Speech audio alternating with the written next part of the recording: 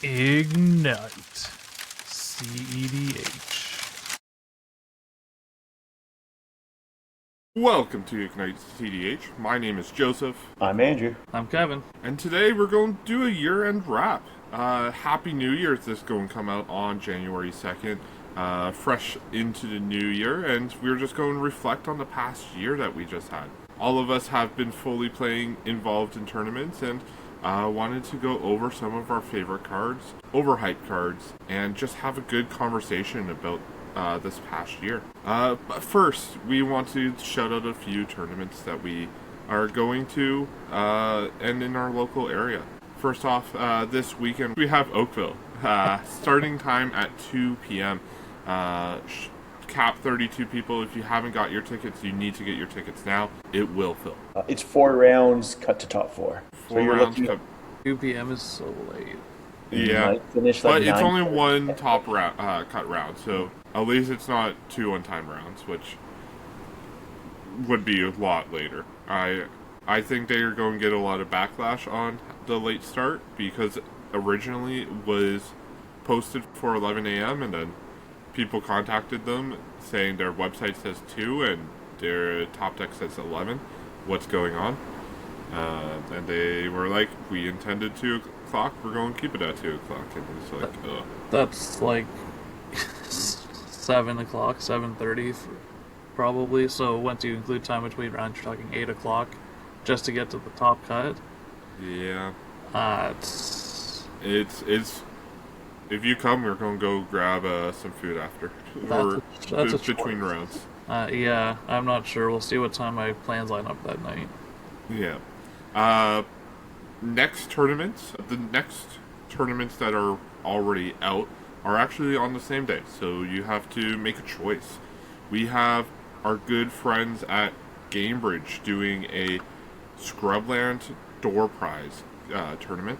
I am going to that. I think, Andrew, you said you were thinking about that one? I'm going to go Fantasy Forged on the same day just because it's closer for me. Fair enough. Yeah. And this is in Cambridge, where Kevin resides, so he gets to choose, does he want to go to Orangeville or Fantasy Forge? Probably the Scrubland tournament. It's local, and if I scrub out, pun intended, I can go play pre-releases across the street Forbes. Fair enough. Oh yeah, it's Laurelwind release. It's pre-release weekend. Cards are legal upon their pre-release, so as long as the store's not doing something weird, yeah, Laurelwind will be legal for that tournament. Oh, interesting. That'll shake up the meta. That'll be fun. Shake up the meta. The second tournament, as we said, is Orangeville. Good friends, good people. They're going to do their monthly 1K on the 18th as well. Show up if you can't make either. What are you doing? Like, do at least one. And on the 25th, we have Kevin hosting at Forbes Hobby Shop. Yeah. How did the last tournament go? We haven't talked about that. Yeah, we haven't had a chat since then. As like the TO, which is weird to say, I think it went really well. We 25 people ended up showing up, so we hit exactly enough to get to our $500 prizing. So we broke even on that, which is good. Lots of new people too. Not necessarily to CEDH, but to the store. There's lots of people who hadn't been there before. Almost everyone I talked to seemed to be having a good time. Yeah, it was like, from a tournament organizer perspective, I couldn't have asked for a better day. It was smooth. There was no rough judge calls or anything. Just a quick instance of speeding things up in the semifinals, where there was a lot of politicking going back and forth on an attack, but I stepped in and they made their decisions. So it was good for sure. Next one will be the first one. The next tournament on the 25th will be our first tournament where you can qualify for the Mox Diamond tournament at the end of the year. How do you qualify? You finish top 16 in qualifier points, so you'll get qualifier points based on your finish. First, we're still got to figure out exactly how that is going to break out. But top 16 sorry. Little spoiler. I don't get qualifier points for winning your tournament last week. No, you don't. Damn. Yeah, I played Kevin's tournament. It was a fun time. I played The Grinch Who Stole Christmas, Atali. red green for Christmas, and I'm going to take all your stuff, the Grinch. So That's clever. yeah, that's what I showed up with, and I ended up coming first in Swiss. After a bit of time, we had Xavier come in second as well on playing Magda, not his Talion, a good friend of the channel's, and it was a fun day. Like we played played 4 rounds of Swiss. Then me and Xavier got a bye, and we ended up just splitting the money because that was the ice rain day, so we wanted to get home. It was also the day before Kevin's birthday. Happy birthday, Kevin. Thanks. Birthday. Yeah. Big old Get some 33 comments. now. 33 is Let's get some comments saying happy birthday for Kevin. important. You don't have to worry about that. Yeah, you're 1/3 of the channel. Oh, he makes the whole thing run. He does all the edits. He's a little more than 1/3, but theoretically 1/3 of the channel. Thanks, everyone. Yeah, no worries. But we went out for dinner. Me, you, the store owner, and 2 of our local friends, Larry and Xavier, and had a good time. Do you want to do an honorable mention first, Let's or do jump honorable straight? mentions first. Oh, okay. Let's get into the meat of the conversation. Let's talk about some of our favorite cards, some of the best cards of the year. We're going to start with a honorable mention. Didn't make our top 5s. We're going to do a top 5 list. I'm doing personally a top 5 list of my favorite cards. They're doing the top 5 list of the best cards this year. And we're just going to do a quick honorable mention. So first off, Kevin, what do you have? Shout out to the Glizzy, the food token. So I'm not going to take credit for this. I did post it in our Discord. I got it. I asked the Southern Ontario Discord about what their favorite cards are, and my friend Jason posted this, and I can't disagree. That's probably one of the best tokens we got this year, for sure. In terms of actual cards, one of my honorable mentions is Gwenum, actually. Oh, you made a deck of that, yeah. I did, and it was really fun, and it's put up some results. But Gwenum is my honorable mention. Death Touch Lifelink, and you have Bolus of Citadel when it attacks. Really fun turbo deck, just not something I was really super comfortable piloting. Never got used to it, but it was very fun to play, and it has put up some results. Yeah, my honorable mention was, I really wanted to put it in the top 5. I just didn't find room for it. It got edged out. An Edge of Eternity's card is Tezzeret, Cruel Captain. I really liked it. I've made an Urza deck, Lord High Artificer deck recently. It's good in that. It's good in a lot of artifact synergy decks. I love it in my Joyra Weatherlight Captain deck. It's just a great card, and you put it to hand, so you cast the Mox Opal after whatever you get. You get a draw trigger off Joyra. This Tezzeret and Displacer Kitten can essentially go get every 0/1 rock out of your deck, because you flicker it, right, and keep going.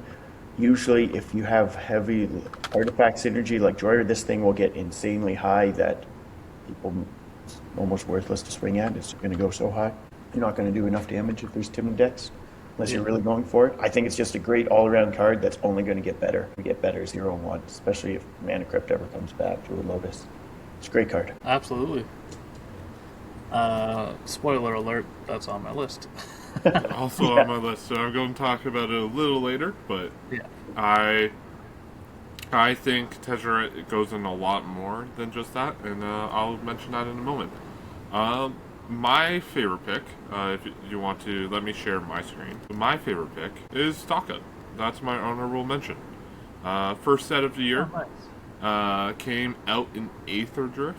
The only good card that came out of Aether Drift. If you can find a better one, let me know, because this is it. It is the only reason why it's on my honorable mention list is I started playing Ral, and I won a pretty top 4 at a pretty big tournament with Ral. So This card has been a very good all-star for me for one of the best cards in that deck. Making the blue is the hardest thing I can do, but it's like, if I could get 2 of these with bonus round or more, I just get to look at the top 10, take 4 cards. Like, that's pretty good. Even as the base card, take 2 of the top 5 is pretty decent. Good value there. So that is our honorable mentions. And the next segment we have is the best commander, our favorite commander of this year. There was a few good commanders that came out. Some better than others. Rest in peace, Loot the Pathfinder. Rest in peace, a bunch of other great commanders that came out. Like, I don't even know, there's so many. There was like that Sonic character, Shadow, I think was Shadow, yeah. Yeah, that was an Shadow, interesting one. I haven't heard anyone talk about like the secret layers. Like, we're not the first podcast to do this. I haven't heard anyone mention like the secret layers, just the base sets. Shadow was very hyped, but it's Rakdos, so it's really hard to build around. We got my favorite of this year. I think the best commander of this year is Kefka. Yeah, Kefka is Yep. just a new way to build Grixis. I think Grixis is by far the best colors in Commander for a pie. One of the best pies. It's kind of getting crept up on, but it was going into this year the best pie of Commander, and this kind of just attacks on a different angle. It has more of a mid-range plan instead of that ultra turbo, but it can go turbo, and I've seen it win pretty quick. But it also has that plan where Kefka is just a really good value engine, just like Tymna, just like anything else.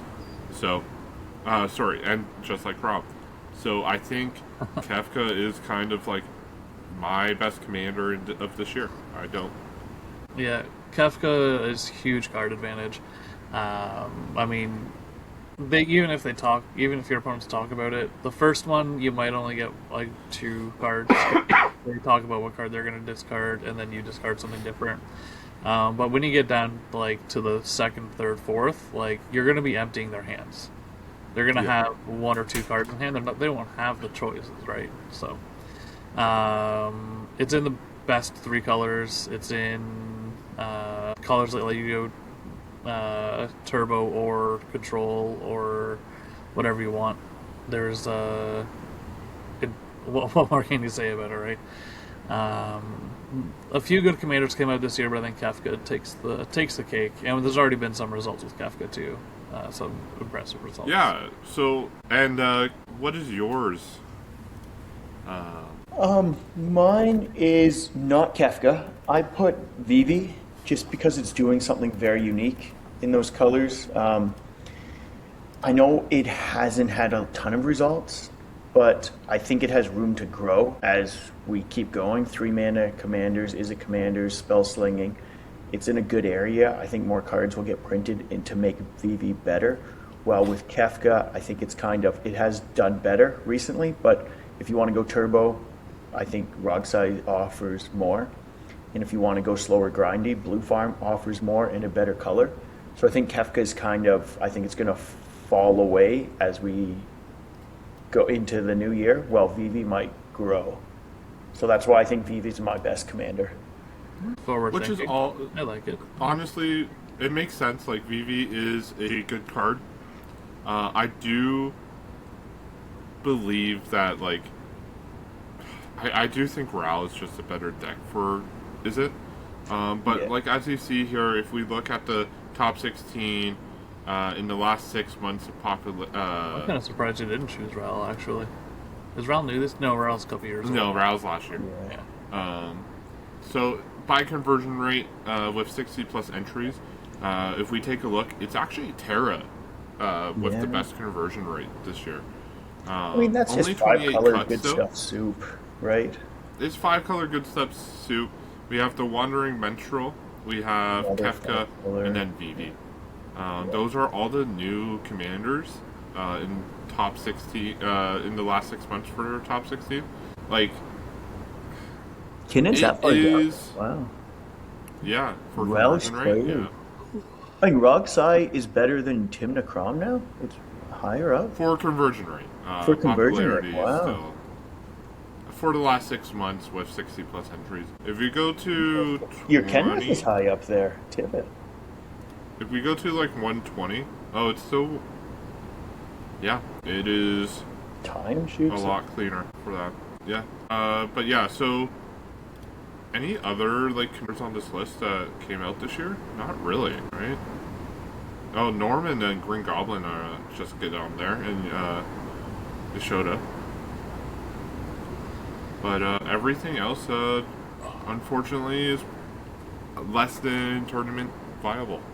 Yeah, I'm not a apparently. fan of Norman ever since that one play we were in, Kevin, where the Pongify just kind of took him out of the game. Remember when he played Yeah. the flip it Yeah. like that? Yeah, I'm not a. Yeah, but a lot of decks kind of crumble to their commander removal. I'm not going to count that out. I think it's a cool idea. But let's get to the meat of the conversation though. What's your top 5? Which one is your 5th best card? For me? Who wants to go? Yeah. All right. For me, I put Cabbage Merchant as number 5. I know it's gotten a lot of hype. People are even running it in Kinnon. I'm iffy on it. It's not on mine yet, but I could go in there. But for decks like Sisay, it's amazing. It's one of the best cards in there, making the colored mana. I think 5-color decks, you just want this. It's just a great card. It's only going to continue to get better. I think it's just a great all-around card for green. It's really good ramp. So I have it at 5 now. I could see it being someone's number 2. For example, it's that good. Yeah. Yeah. It is on my list, but it's A little not higher 5th. on my list. It's a little higher. It's a little higher. Kevin, what do you have? Voice of Victory is my 5th card. Oh, Yeah, there you go. You got it. My tabs are not labeled; they're just the photos. It's So just the it's like pictures. you'll catch glimpses of my 5, but they're not in any particular order. Yeah. Um, So Voice of Victory is my 5th best card printed for CEDH this year. Excellent in a Timna deck. You get attackers for everyone. It's a silence effect on your turn, which is nice. The reason it's not higher for me, there's plenty of other cards that have the same effect. Really, the important effect is opponents can't cast spells on your turn. And there's cards that do it better, like Grand Arbiter stops some activated abilities. There's the green one, the green-white one, that has a bonus for when you deal damage to players with higher than base stats. So as much as I like Voice of Victory, I think it's a good card. I don't think it gets higher in the top 5 for me because of that. It doesn't do anything super unique. yeah, And it's there's a lot of different options to fill that slot to the point where, like in a white deck, I find unless you're playing Timna, that and Grand Abolisher are just interchangeable. so. I also have Voice of Victory as my 5th, and this is more because I'm doing my list on like my personal favorites slash the cards that I think are best for me in particular. Voice of Victory is in my pet deck, but I don't play much white, and it's a redundant effect. I have 3 of these effects in my deck, 4 of these effects in my deck, something like that. It's not doing anything special for me. Like, it's just a card. It's a really good card. Getting a generic mana for your Grand Abolisher effect is really good. It probably is slightly better than Grand Abolisher in some cases. Not being able to do abilities on Grand Abolisher is definitely better, but that's the difference between double white compared to white and generic. Yeah, and in most cases, I'd rather have the double white than and have like lock out those additional abilities than For sure. yeah. It's close. I like voice, and we'll talk about it again in a few moments. But in my specific list, it just barely cracked top 5. Yeah. Number 4? Yeah. Let's start with Kevin this time. My number 4, we already kind of got a glimpse at, is Tezzeret Cruel Captain. I have it a little higher than honorable mention because it technically goes in any deck. It finds probably your best artifact. It can tutor for your Lion's Eye Diamond. It can tutor for your Soul Ring. It can tutor for a hate piece, Grafdigger's Cage. God, Grafdigger's Cage. Hate it. Tezzeret. I'm not trying to steal your list. Tezzeret's also in my fourth slate because one of the breakout biggest decks this year, Rogthras. This grabs Candelabra. This grabs like a lot of good pieces. Like you have to look at these Cradle decks and think, does Tezzeret go in this deck? Yes, it can go into a lot of decks. It goes in Lumra. It goes in Toph. It's like a decent, just like generic commander because every single deck runs artifacts. There's no deck that really doesn't run any artifacts, and these artifacts like Soul Ring or Mana Vault, like at minimum you're grabbing a good mana source. You're grabbing something that could be useful. I think it's just like kind of a free slot in a lot of decks. Is by far probably the best card in Edge of Eternities for most decks. Now there are good honorable mentions for Edge with Icetail Explorer and Horizon Explorer for Lumra specifically, but they unfortunately are not generically good enough. I think Tez is the breakout for that set. Yep. Andrew, what's your fourth? For my fourth, I put Vivi. It was a tough go between Vivi and Captain Merchant here. I put Vivi just because it's been out longer. I put Vivi here for 4 because I think it's great as a commander. It's great in the 99. I like it in my Joy or Weatherlight Captain deck. I've thought about it for Blue Farm. If the meta slows down, I think it's going to go in there because Blue Farm's usually limited by mana. Vivi can help with a tight breach line in Blue Farm. It can just slow game. It gets slow counters. It can be a Timney attacker. It gives you red and blue mana are always good. I think it's for helping cast Crom or anything. I think it's just a good card that is going to stick around in our format, and you're going to keep seeing it over and over again. So that's why it topped out Cabbage Merchant for me.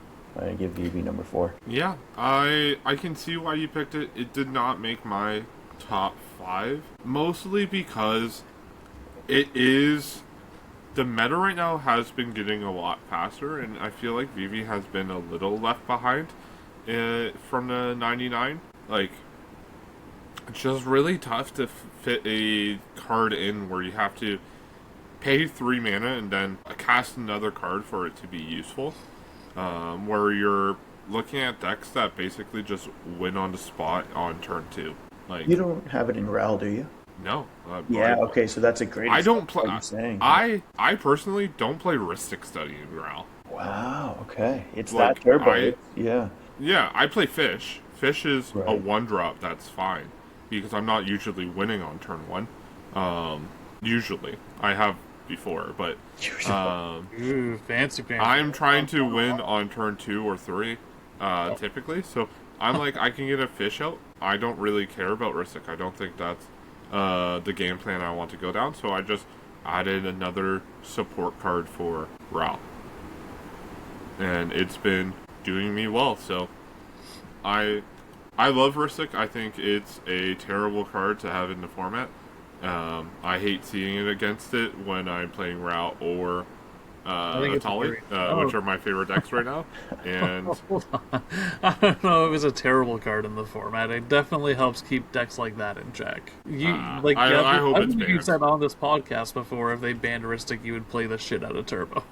I know, 100%. What you're doing anyway. And I already am playing the shit out of Turbo. I played a game yesterday. I played a game where I won turn 3 on Ral. Into a Fish, a Rhystic, and a Rhystic. Wow. Like, every person had a card advantage. I didn't care.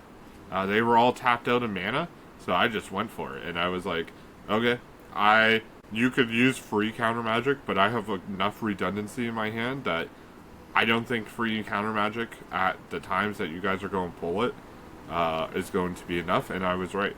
It's a good card, 100%. Like, if I passed, Blue Farm would win on their next turn, but they weren't able to find their pieces of interaction in time to stop me. So I think Turbo is just very strong right now, and VB kind of gets a little left behind due to that. Yeah. Now let's go into our number 3. I don't mind starting here. So my top 3 going into this year, there was a very big thing that we needed to see from Wizards, and by far the worst color was green. And I think everybody can really agree to that. The worst color has always really been green, and this year we got some really standout green cards. Like, we got a lot of good support for green. And my number 3 pick is Badger Ball. It is a very good Kinnan-esque card where you're producing an extra green mana. It is fantastic. I've been playing a lot of Lumra as well. It's a fantastic in Lumra where you could generate a few loops with Earthbend, and you're getting extra mana from your creatures you're tapping, if you're tapping anything. And your lands are automatically coming back when you sack them. Just producing some extra mana with the untappers. Fantastic. It's a good value piece for Kinnan. I think, Ender, I'm sure this is on your list somewhere. Yeah, it's on there. It's like the 95th to 105th card. It goes in and out depending on how I'm feeling. Yeah. It's a pretty... People are very hyped about this card. It's taking over 60 card formats.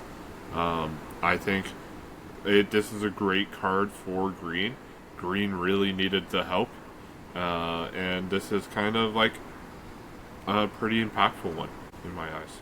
You think this is... You haven't said Cabbage Merchant, yes, so obviously you think Cabbage Merchant's better. Okay. I'll keep that a little hidden, but yeah.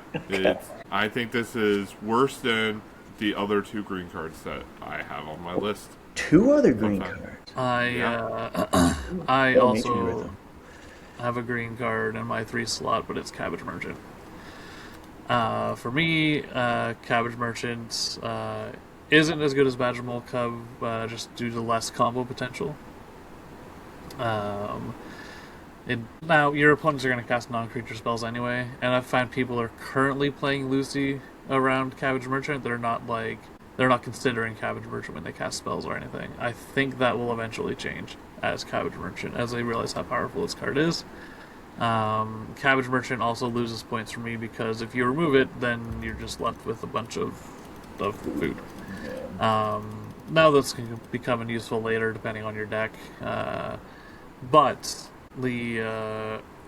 that's why it is where it is for me. I think Cabbage Merchant is an excellent new CEDH card, one of the cards that's helped green rise to prominence again this year. But for me, there's a couple better cards out there this year. I remember a game I was playing against Cabbage Merchant. A Sisay player had it on the board, and there was a counter spell over a breach line someone's trying to do.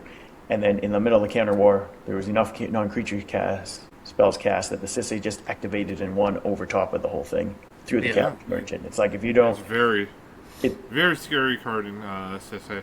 It is on my list, so I'll talk about it a little later. But it is very high on my list there. I love it in Kenrith. That's what I was going to think. It's in my list. It's just straight up value. And in Kenrith, it's hard to get rid of because 2 cabbages just give it a 1/1 counter. One thing I'm not sure about is another reason I'm hesitant to put it in Kinnan is I don't care about my life at all in Kinnan. So I like people attacking. There's usually a turbo player at the table, Adnaz, Necro. I like attacking them, getting them down. So they're going to... You don't find like the attacking flaws happening too often. It should happen more. Yeah, I don't see it either. I just don't know. Like, so it's hard. It depends on the board state. But if someone has Cabbage Merchant and there's an Ad Nos Necro player at like 35 life, who are you attacking? Maybe they get a Necro. Ad Nos. Yeah, still okay. All right. Yeah. Without question. But if it's like a little 1/1, say Voice of Victory attackers, maybe you send them at the Cabbage Merchant, 2 damage versus get rid of 2 treasures. The Cabbage Merchant. It's a single. Is it whenever a creature deals? A creature, yeah. So every creature triggers it. So you can get rid of them quick. Merchant blocks one of those 1/1s, and then Right. Yeah. like you're playing Kinnan, you're gonna have some other creature, probably Kinnan out. But yeah. Right. Yeah. So that'll block the other 1/1. Yeah. I don't think So, that attack. I don't like it in Kinnan just because it doesn't work with Kinnan directly. Like, I've seen it in Kinnan decks, like mostly like the semi-blue Kinnan decks. Yeah. Because it is like, it generates a lot of mana really quickly. But it doesn't get hit by Kinnan because it's a human. And it doesn't help Kinnan. I just don't see it in Kinnan. Well, I like how the mana stays. It doesn't go away like a treasure. It's just a human. I like to maximize my flips. Like, Yeah. not that I'm a big flip one, but I hate, if you see, you can't put it out. But I wouldn't be surprised if I put it in there. I'm tempted to. I think it's really What's good. your third best card? It's a pretty boring one. I personally don't think it's a good card. It's not the type of cards I play, but Starting Town. I've seen it played against me in 5-color decks, 4 colors. They almost always have it turn 1 to 3. I never see it coming tapped. It just seems like I see it played so much. I just have to put it up here, even though it's not my place. I don't have it in any deck, but it's good. It's a very unique effect for this a 5-color land. I personally play it in a couple of decks of mine, and I found it like being pretty good. Right now the format is pretty heavily fast, so playing it in a on turn 1 through 3 feels fantastic. There are some rare chances that it comes out on turn 4 or 5, or it's sitting in your hand, but in those cases I typically have another land to put down, or I'm not like too concerned about it. I think it's a good card, but it didn't crack my top 5. Yeah, I think it's just a good kind of City of Brass, Mana Confluence. I just see it in there. And like you said, usually if you're past turn 3, usually you have some card advantage engine going that this is getting discarded to a Mox Diamond, or you have a fetch. You're just playing something else, and this can just... Yeah, exactly. It seems good. Any comments on Starting Town, Kev? Not really. I wouldn't have it on my list. I don't have it on my list. It's another 5-color land. I just think it's a 5-color land. It's a worse Mana Confluence that sometimes doesn't deal you damage. Yeah. Okay. Who wants to go for their number 2? Do we want to do our... What was it, the overhyped commander here? Yeah, let's take a small break before we get into our top 2. We got some overhyped commanders.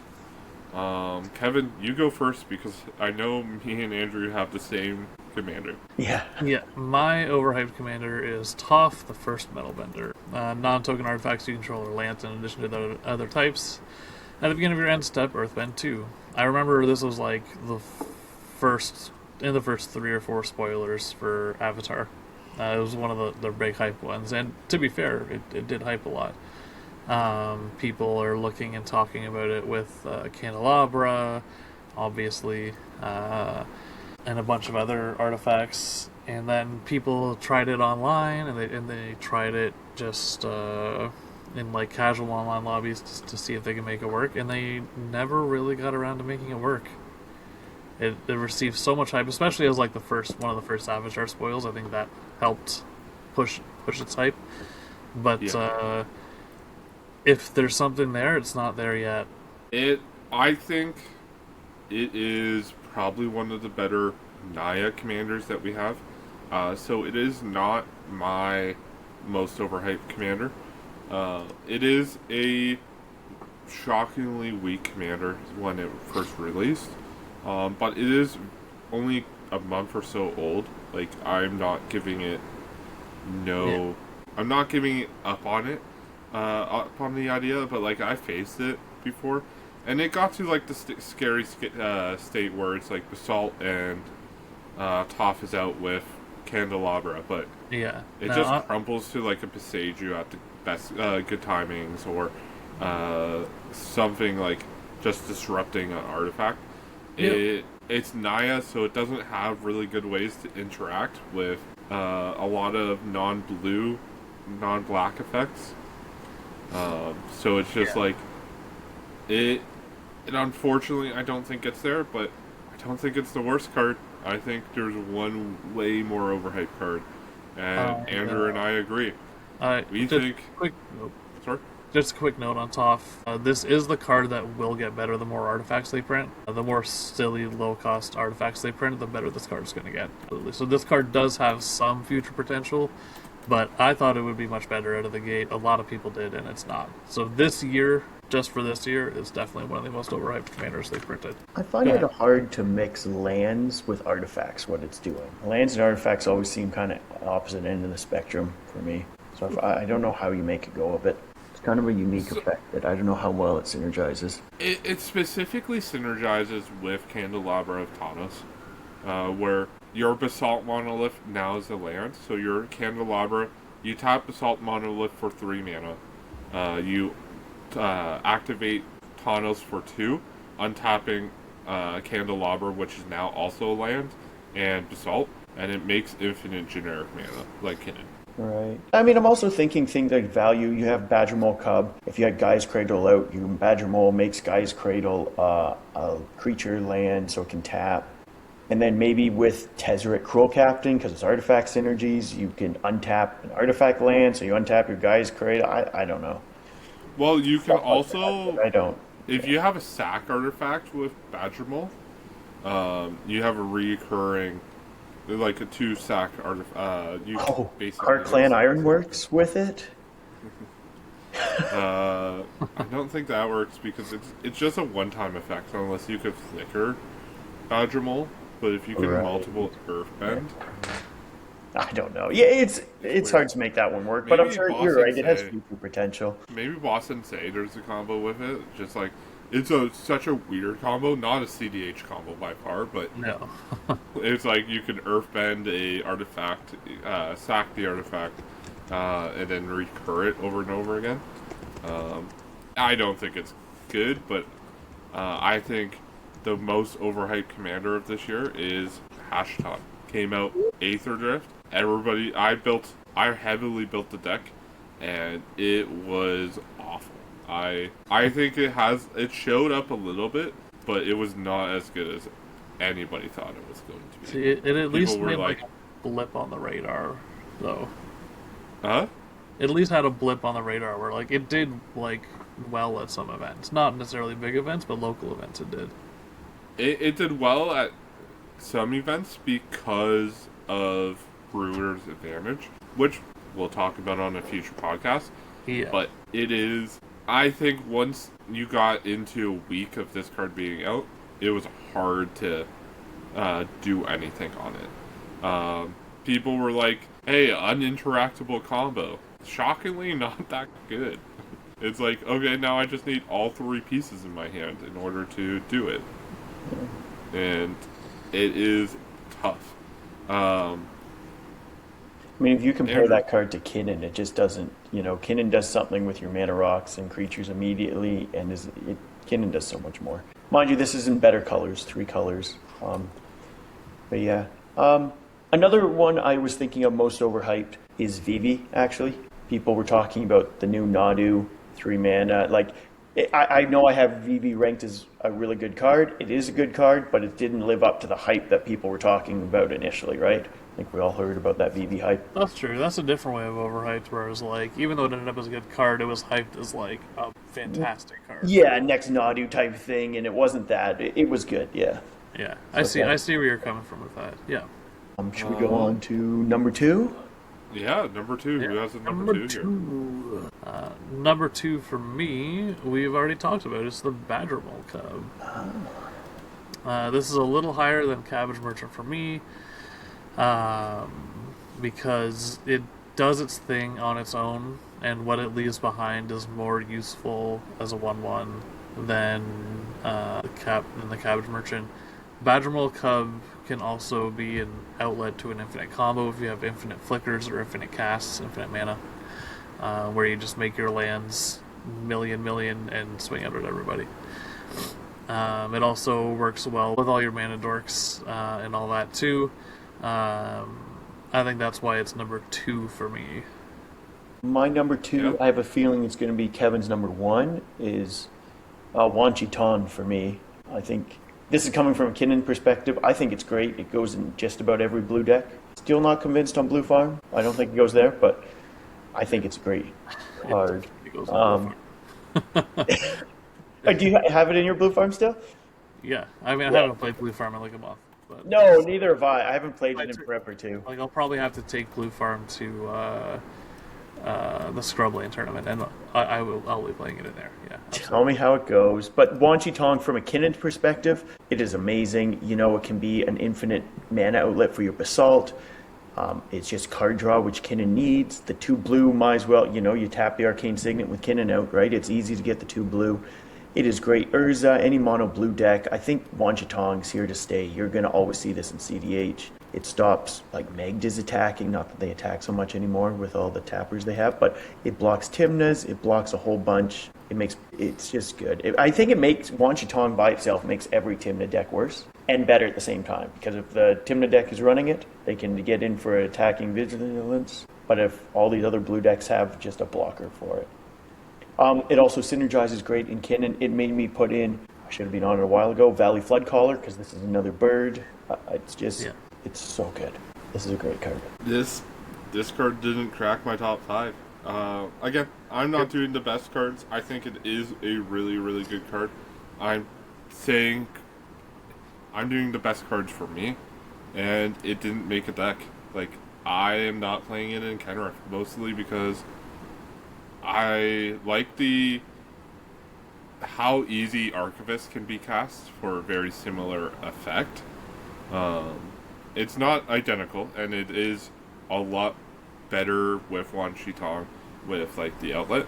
But the double blue is really tough. Like in my turbo build of Kenrith, I cut Ranger Captain. I cut Grand Abolsher because I just can't fit in double pips in specific colors. And double blue is really tough.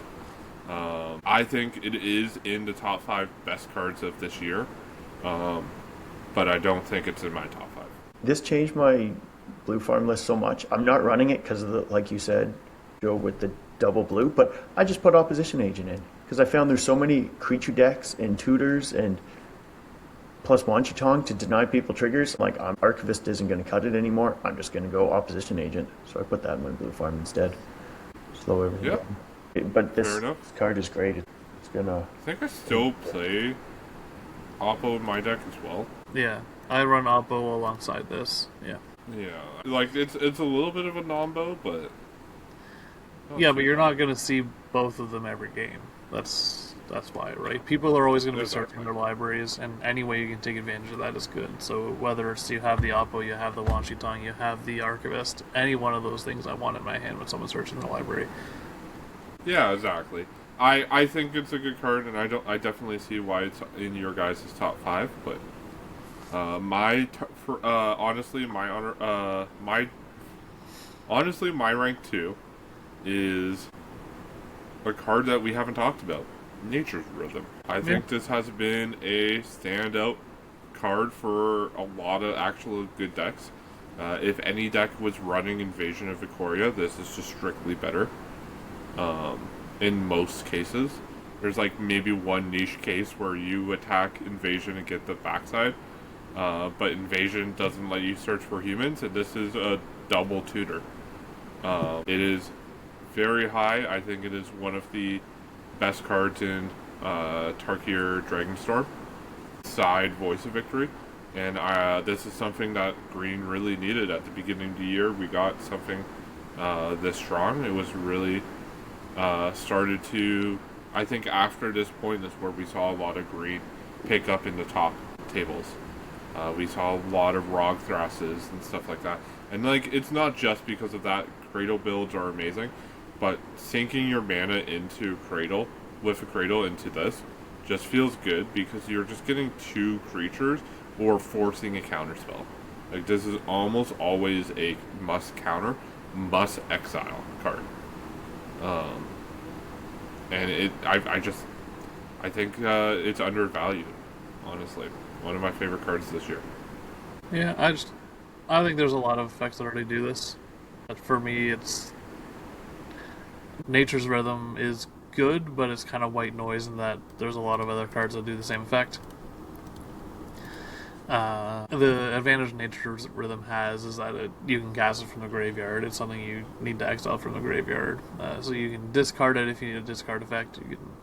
There's a bunch of synergies being able to cast it from the graveyard, but it's still just something that searches your library for a creature with X or less, which is fairly prevalent. Really powerful in a Really green deck powerful, that but doesn't have a lot of tutors. But there's a lot. There's already a lot of, like, Green Sun Zenith. Green Sun only searches for green creatures. It's definitely not number 2 on the year for me. Sure. 100%. I get why you guys are saying no, but it is, like I said it earlier, green needed support this year, and this is one of the big supporting cards. And that's why I'm happy. Right. Yeah, but I don't think the difference between this one and the other green, like the other effects like this, is high enough that it bumped. Like, of all the things to bump green this year, this isn't the thing that bumped green, in my opinion. So going to rank 1, I'll start because we've mentioned mine multiple times already. It is the Cabbage Merchant. I think it is the standout green card for this. It is a kill on sight. Commander, like, you could let it go for a little bit, but it is almost as bad as Smothering Tithe in some cases. It's a lot easier to get rid of than Smothering Tithe, but it is a very, very strong card. It is foiled out in my Kenrith deck, and I'm loving it in Kenrith. If I get it out, it just straight up value every time. It's almost a draw card every turn or more. And the more people feed it, the easier I am to win. Like, it is. Yeah, real good card, absolutely. I maybe had it a little bit low with with our Atlas set review, but it's fantastic. It's a great card. Definitely one of the top 5 of the year, and I can see why you put it at number 1. Yeah, it's very strong. Andrew, I have no idea what your rank 1 card is. I think it's our white friend. Yeah, Voice of Victory. I think it is the most played card out of everyone we've talked about here. It goes in you and the Discord, our Discord server, was on your side. They not unanimously, there was some discussion, but Voice of Victory kind of was always up at the top of that discussion. So I wish they never printed this card. It's just generically good. 1 white pip, even easier to cast than Grand Abolisher. It's just, I think it's too good for this effect. Sure, it doesn't do everything. You can activate abilities, so Grand Abolisher blocks a little more, but for a Tymna deck, I like this better than Grand Abolisher all day. It's easier to cast. More importantly, you get those little 1/1s for a Tymna attacker. It was one of the ideas that put Mayhem Devil in my deck, because they sacrifice to trigger Mayhem Devil. There's so many literal synergies with this card. It is great. I can't think of a reason why, if you're in a Tymna deck, you wouldn't be running this. It goes in every one. And Tymna is probably the best commander in the game. It just made Blue Farm, the best deck, better. It's so good. I don't know what else to say about it. Hands down, it's it'll be here. Fair enough. We've already talked about Voice of Victory multiple times. It is a good card. It just has other effects. And you make some good points with Mayhem Devil. However, Kevin's favorite card of the year is Wan Shi Tong Librarian. What can I say about this card that I haven't already said on this podcast? Nothing, but I'm going to do it again. Archivist of Ogma with wings, that's vigilant, that gets bigger, that you can sink your mana into late game and draw cards. And if you have infinite mana, you can draw your deck with it. This card is so far and above every other card printed. You need to have a reason not to play this card. A very hard reason not to play this card. If you're playing turbo and you're going too fast, sure, that's a reason not to play it. Uh, but this card is excellent. This card is a better Archivist of Ogma. 2 blue pips is already something you're looking for anyway in most decks that run this, so that's not necessarily a downside. Because you're probably winning with Thassa's Oracle. You probably have some heavy counter magic in there that you're going to maybe want to hard cast.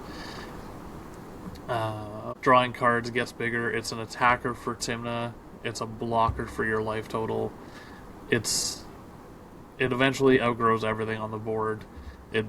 You cannot, once it gets to X2 or 3, it's very hard to kill it with Bowmasters. It's not like Archivist where it just dies to a Bowmaster when you trigger it. This card is an A+ card. If they ban Ristic in February, this probably replaces Ristic in a lot of those decks if you haven't played it already. This punishes something that people do in the game all the time, which is search their library. And that's when you get the most powerful cards, when they reward you for things that happen in the game anyway. A+ card. I cannot see this falling off in play. Again, I think it's really good. None of your points that you made for it make me want to play it in Kenrith more than Archivist. I don't need an infinite mana outlet. I have one in the command zone. It's harder for me to cast. I don't necessarily want double blue because I'm focusing on getting 5 colors out, not double blue. Unless I specifically have Thoracle in hand. Like the Thoracle combo in hand. I'm basing it off of my pet deck, and unfortunately I don't think it makes it into my pet deck until Ristic Study gets banned. Yeah, well, that's the best card, bar none. I don't disagree. I think it's one of probably the best card for the year if for like ranking. If I did what you guys did for best card of the year, I wanted to have at least a little variance on our lists. So that's why I did my favorite / best cards for me cards, and Wan Shi Tong is just not played in any of my decks. Which is probably not true. I just haven't updated some of the decks that I don't like playing that I own. But it's not in majority of my decks. Any last comments there, Andrew? No, just to recap, my honorable mention was Tezzeret. My top 5 was Cabbage Merchant at 5, Vivi at 4, Starting Town, Wan Shi Tong, and then Voice of Victory at number 1 for the best cards of the year. I think they'll all stick around, and we'll see them a lot in 2026. My recap was Stock Up for my honorable mention. We had Voice of Victory as number 5, Tezzeret as number 4, Badger Mole as number 3, Nature's Rhythm as number 2, and Cabbage Merchant as number 1. And my honorable mention was Gwenum, then Voice of Victory in 5, Tezzeret in 4, Cabbage Merchant is 3rd, Badger Mole Cub 2nd, and Wan Shi Tong, Librarian, as the best card for CEDH this year. Is anyone? Are we looking on time to have one quick overreaction, or? Yeah. I have some ready. I was going to save. I was going to ask, what decks are you guys thinking of building in the new year? Any deck you want to put together? I'll probably keep tinkering with Aang and keep playing Blue Farm. We'll see how that breaks down. I'm also playing I have less opportunity to play than you guys. I don't do weeklies, and I don't do and with me hosting Forbes, I don't get to play one of the tournaments. So, but yeah, I don't think I'm gonna build, more just tinker. Would you be able to play in Forbes if there's if there's an open seat left, if someone doesn't show up and it's not even, if you had a 3-pod, would you play? No, he's like the full tournament No, I'm like Jared. What Jared was to Nerds is what I'm doing there. I'm organizing it. I'm running it. I'm keeping everything going on time. Pseudo judging it. Yeah. Yeah. For me, it's actually quite the opposite. I am actually tearing apart some of my decks with real cards in them. I'm going to pretty much sell out of Rog, Thras, and Kinnan, as they're my 2 least favorite decks, and I have a lot of real cards in them. And just proxy them. I don't see a point of having this many real cards for them, and I rather condense them down to reserve list, which I just bought a big one yesterday. So, or 2 days ago. 2 days What ago. did you get? 2 days ago. Yeah. I got a LED. Nice. Good for you. Yeah, it's really good. I think I sent the quality in the group chat there. Andrew, Yeah, maybe it's- not. But it's like pretty pristine, other than a crease in the corner that made it marked as damage, and got it on a good discount. So quite happy with it. And I think I'm like 9 proxies away from unproxying Kenrith, and I'm 39 cards total from upgrading Kenrith to full foil, full non-proxy. So going to be hopefully aiming for that in the new year. Now those 9 proxies are like $7,000 Canadian, so I'm not going to be unproxying my deck by buying it. I'm hoping to win a lot of the cards or win value over time. Yeah. But it is that's like one of my goals, is like try to get Kenrith as close to non-proxy as possible. Is that for Chimera type of thing? Like just to have it, obviously, but would that be your? It's my pet deck. It's like Yeah. that's the deck that I care the most about. It is like a lot of people in our local area and who have played me online has seen my collection. It is the only thing I've ever collected in Magic, pretty much. Is I have 13 unique versions of Kenrith. And that is one of my favorite things, is like just going through and trying to get this deck to its fullest. I think it's a very strong deck, and it has been doing really well in the meta recently. In the last 6 months, it's like one of the top decks for conversion rate. And if you get to play against Joe's Kenrith deck, he'll let you pick what version of Kenrith he's going to play. It's kind of a Yeah, fun I'll let you pick your downfall. I don't want to say I like all the Kenrith prints equally, because I don't. I hate the white border one. There we go, guys. Tilt him right at the luckily, start. Pick the white border. well, it's more. I let you randomly pick. I'll tell you to pick a number between 1 and 13, and it will be shuffled and random. My favorite piece is this artist-proof signed Kenrith. Nice. That's one of my favorite pieces. I also have a Japanese foil Noctis that is really beautiful. Wow. Those are some of my favorite pieces, and like if we look at conversion rate for this, it's like Kenrith's number 5 for conversion rate with 60 plus entries. It's doing really well right now in the last 6 months. Goes up there too. Holy, I'm surprised. Rocco's 7th. Wow. Yeah. The conversion that's rate good. is quite interesting. I think it's also 120. No, it didn't have 120 entries. It had just enough to make it to 60. Am I on this list at all? Maybe not. I don't. I don't Probably think in you have a big enough event with it to... what is this? No, it's all events in the last. Okay. I think You could probably just control F your name. Yeah, I've done like decently well with Kenrith at a tournament. I made top 16. I know that, but apparently I'm just not on this list. No, I'm not on the list. I'm not sure. Maybe the event that I did was not posted to top deck. That's a possibility. Or maybe it was more than 6 months ago. I'm not sure.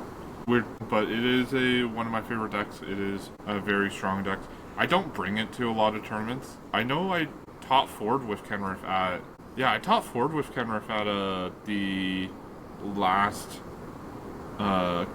Curtis tournament I did. Have they So I guess announced that's the just next not on there. Curtis tournament or no? There's nothing for Curtis to announce. Nothing announced that I'm aware of. I'll take Nothing a for look. Chimera yet either, I assume. It's been a while. I just checked the calendar. There's The nothing thing on is, there. Chimera doesn't post on Top Deck until I checked the their day calendar. of. There's nothing on there. Nothing on there. Yeah. Fair. Oh, there's a purple button that you click to view our 1K plus schedule. But they do so many events. It's like you do Warhammer and Kill Yeah, Team. they do a lot of events. They don't have a lot posted. Oh, they do have a ton posted actually. But And there's nothing for Cordis yet. Yeah. Okay. Nothing announced. Like, it's still early. Like, Nice. I'm not too concerned. I assume But, they alternate between regular commander and two-headed giant too. So next is probably two-headed giant. Maybe. Who knows? Who knows? But it is currently New Year's Eve. I hope you guys have a fantastic New Year's. And I'll see you guys in the New Year. If you haven't already, join us on Discord to continue the conversation. Follow us on our social medias linked below. And just like, comment, and subscribe. We are going to post these regularly, almost every week. We are trying to do every single week going into the new year. So, Yeah. Tell us what your hope to best see part you of 2026 was. Absolutely. We'd love to hear it. yeah. Tell us how wrong I was. I'm ready to hear it. Don't worry. I don't know if you're ready Don't for worry. that. Don't worry. Oh, Like man. I said, I didn't make my list based on the best cards. I made it up for the best cards for me. So I'm fine being wrong. Tell me how wrong I am. I'm sure I'll hear a lot of it. So, see you guys in the new year. Happy New Catch Year. you guys in the Discord. Maybe play some games. Yeah, looking Take forward care, to some guys. games, everyone. Happy New Year. Happy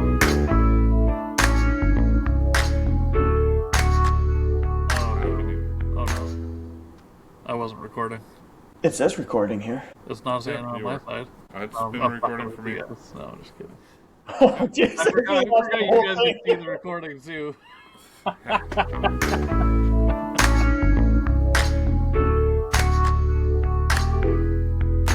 I want to see Kevin judging. Hopefully, it's nothing too Just complicated. a lot of I'm going to a be lot of around. I'm going to be annoying and just call judges for everything. As long as Like you votes raise your for hand him. and look at me, then I don't give a shit. It was two or three times I had people like judge and then not fucking like look at me or raise their hand or anything. And then someone else You've was like, got hey, the loudest judge calls I've ever heard. yeah, I always like looking at your judge call, like you'll be at another table somewhere else. yeah. Well, it's not difficult. You like I've played like GPs and stuff where there's like 1,000 people in the room, and you gotta talk over all those people, right? Yeah. Being part Newfie probably also helps in that. I can turn it up when I need to. Let me tell you.